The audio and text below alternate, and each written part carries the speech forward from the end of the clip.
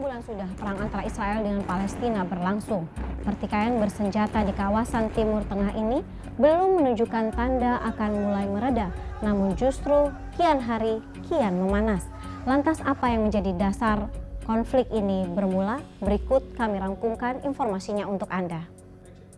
Konflik antara Israel dengan Palestina berawal dari klaim kedua belah pihak atas tanah Palestina yang saat itu dikuasai oleh Inggris usai mengalahkan Kesultanan Ottoman pada Perang Dunia Pertama.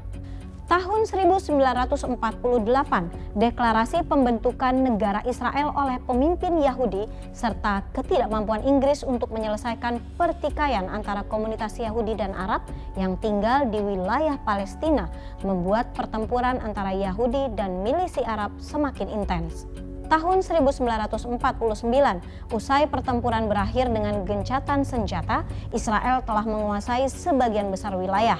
Yordania menduduki wilayah tepi barat, Mesir menduduki Gaza, sementara wilayah Yerusalem Barat dikuasai pasukan Israel dan pasukan Yordania di timur. Tak adanya perjanjian damai membuat perang dan pertempuran terus terjadi.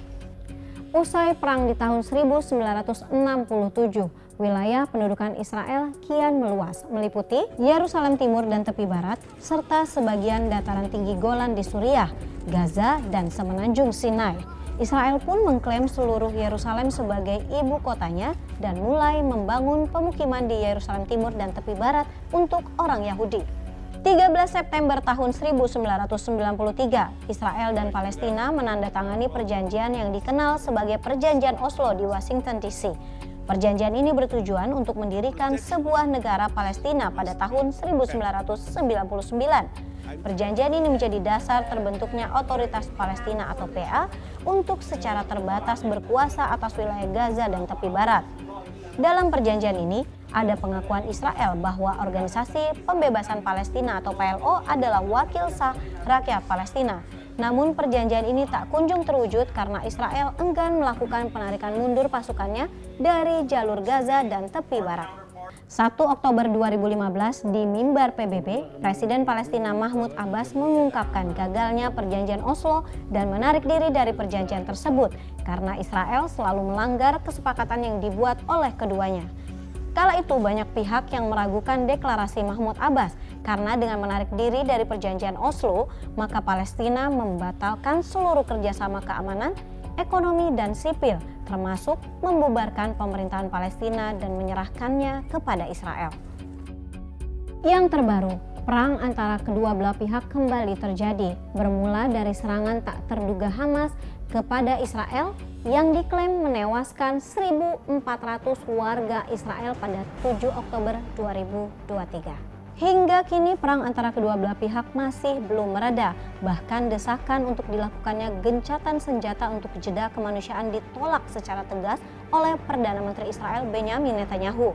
Para pemimpin Israel telah menegaskan bahwa kelompok milisi Palestina Hamas akan dimusnahkan dari muka bumi dan Gaza tidak akan pernah kembali seperti semula.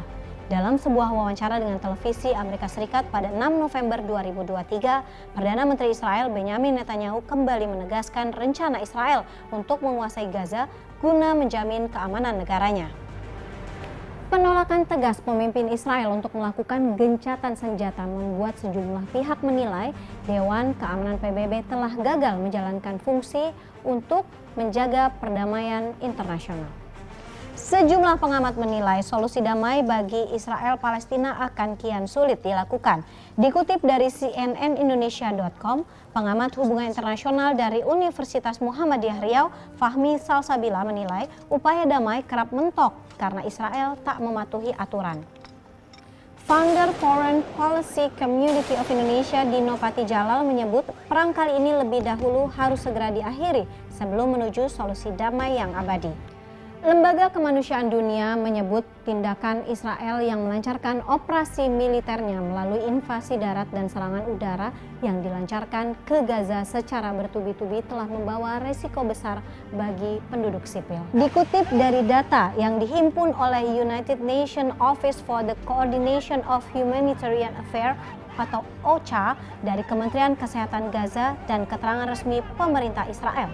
Hingga Selasa 7 November 2023, jumlah korban tewas di Gaza setelah setelah hampir 1 bulan perang antara Israel dengan Hamas Palestina terjadi, kini telah melampaui 10.400 orang, di mana 4.000 korban tewas merupakan anak-anak dan sebanyak 28.300 orang mengalami luka-luka. Selain merenggut ribuan nyawa, terdapat lebih dari 400.000 warga Palestina terpaksa mengungsi karena Israel telah memutus pasokan air, listrik, dan bahan bakar ke Gaza. CNNindonesia.com menulis serangan Israel kepada warga Palestina tak lagi menyasar markas-markas Hamas, tetapi mulai menyasar fasilitas publik di jalur Gaza. Kementerian Kesehatan Palestina di Gaza merinci serangan Israel menyasar rumah sakit, kamp pengungsian, toko roti, masjid, gereja, hingga ambulans. Sementara itu di pihak Israel terdapat 1.400 orang tewas dan 5.400 korban luka.